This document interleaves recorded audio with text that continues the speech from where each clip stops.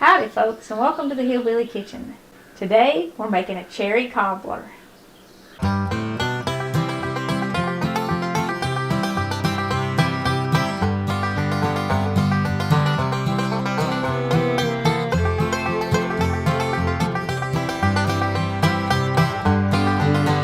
We've done several cobbler videos on the Hillbilly Kitchen, and each time we do one I try to do a different variety of cobbler, not just a different flavor. And this cobbler, we're going to put kind of a simple vanilla cake on top of it. So here's what you need for the filling. You need, you can use fresh cherries. You do want to pit them and all that stuff. I'm actually using 2 cans of tart cherries in water. Get them in water or juice. You can shortcut this and use cherry pie filling, but it's very hard to get cherry pie filling that doesn't have high fructose corn syrup in it. So this is pretty easy to do the filling with the canned cherries. I have 3/4 of a cup of sugar because my cherries are tart. I've got 3 tablespoons of cornstarch, 3 tablespoons of butter, and a teaspoon of vanilla, and that's going to make the berry part of the filling. For the cake, we need 3/4 of a cup of sugar, a cup of flour. Now, if you use all-purpose flour, you're going to need a teaspoon of baking powder and a 1/2 teaspoon of salt. If you have self-rising, you don't need that.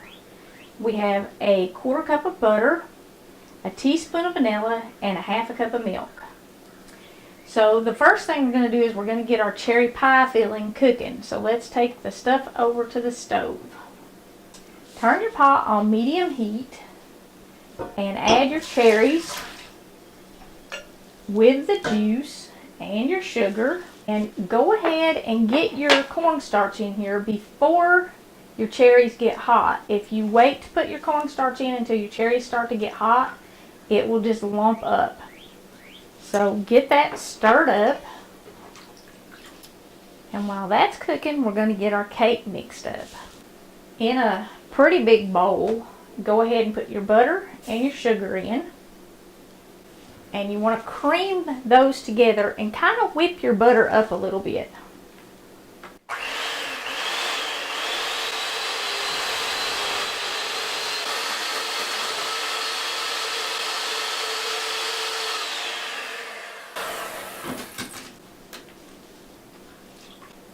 Give your cherries a little stir. You don't have to stir them constantly. You can mix your cake up while they're cooking. Just kind of keep an eye on them.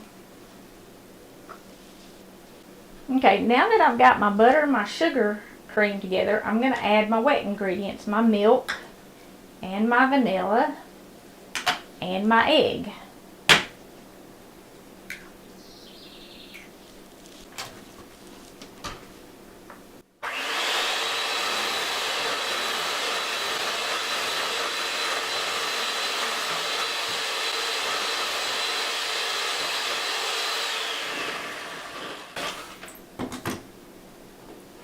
You do want to scrape the sides of your bowl and clean all the sugar and butter off the edge and get it all mixed in together good before you add your dry ingredients.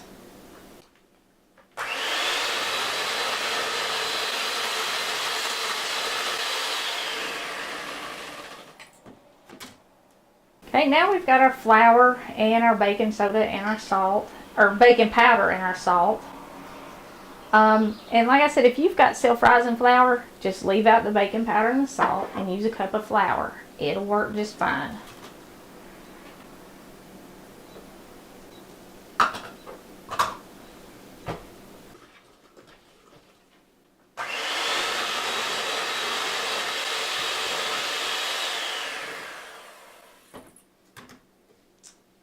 Okay, we'll give our berries a little stir here.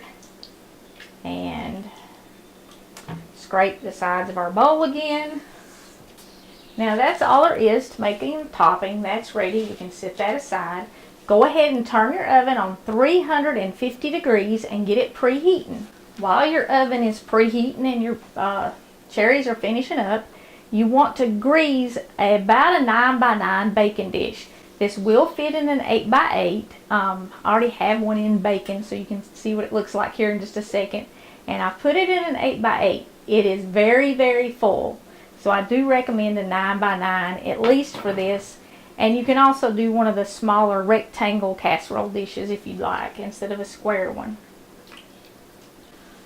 While we're giving our cherries just another second to get ready, we've been giving away cookbooks on here. I have drawn, I think, 7 winners now. I've heard from 4 of you. 3 of you already have your books. 1 is on the way. 3 of you I still have not heard from. And I forgot to draw a winner before this video. So here's what I'm going to do. This is going to be the last time we'll do this. I said there's still 3 of you that I have not heard from. And I don't remember which videos there are. But I will announce those 3 winners again in the very next video. I will draw 1 more winner before I do the next video from all of the comments. If you want to win one, just on any video on the channel, as part of your comment Hillbilly Kitchen Verses and Vittles, because that's the name of the cookbook. I'm going to print those all off and draw a winner from all the entries. If you would like to buy a cookbook, it is available on Amazon. Just go to Amazon.com and type in Hillbilly Kitchen Verses and Vittles, and you can buy one there. But for the winner in this video, the very first person who leaves a comment on this video, the Cherry Cobbler video, and you start it with Hillbilly Kitchen Verses and Vittles, you get the cookbook for this video, since I forgot to draw one. It'll make it easy for you. And I'll be watching as the comments come in, and YouTube will show me the very first comment.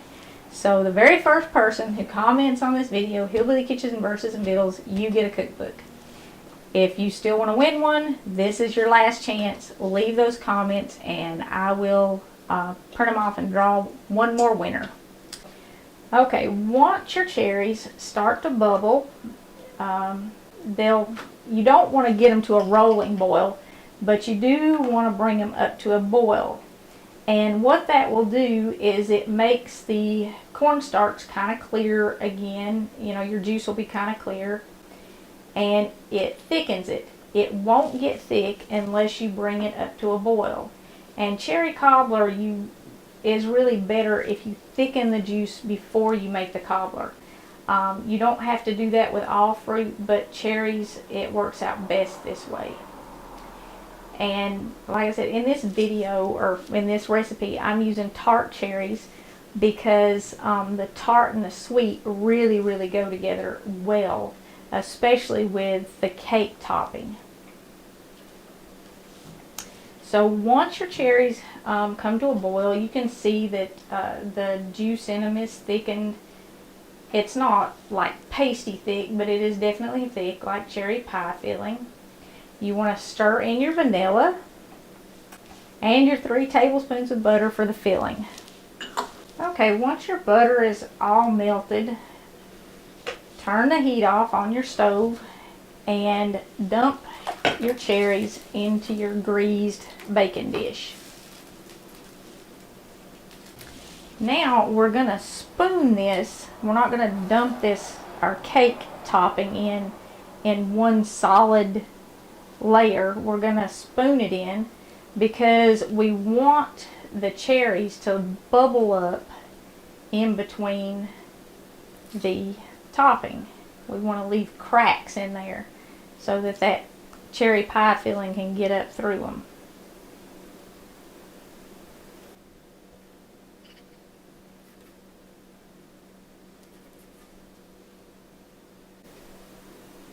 And now this is ready to go in the oven. You don't need to put anything else on top of it or anything like that. Just put this straight in your preheated 350-degree oven and set the timer for about 40 minutes and then check on it. You might have to cook it an extra 10 minutes. You want to cook it until the top is golden brown.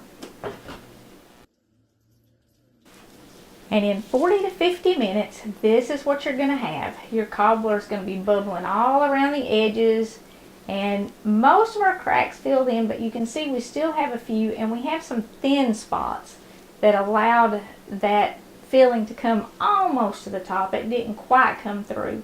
but there are a lot of thin spots. And that's what you want, because you want all that flavor of the cherries in the cake.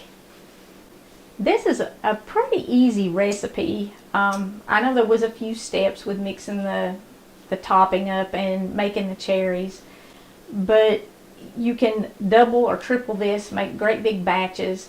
And in fact, if you wanted to cook it like for a family reunion or maybe a church dinner, if you get a number 10 can of cherries, you can triple all the other ingredients that we had and it will work out perfect. So this would be about a third of a number 10 can. We're using, we used two 16-ounce cans in this of the tart pitted cherries, just in water. It's a pretty basic recipe. Most of the ingredients you're going to have in your cabinet. You might even have some cans of cherry or cherry pie filling in your cabinet, so you can make this really quick and easy, not even have to go shopping to get ingredients. You can also shortcut by using a vanilla cake mix in this or for the topping in this, instead of mixing it up. But it really, especially if you use self-rising flour, it's about the same ingredients, and you're not going to have anything artificial in it. It's going to be all natural.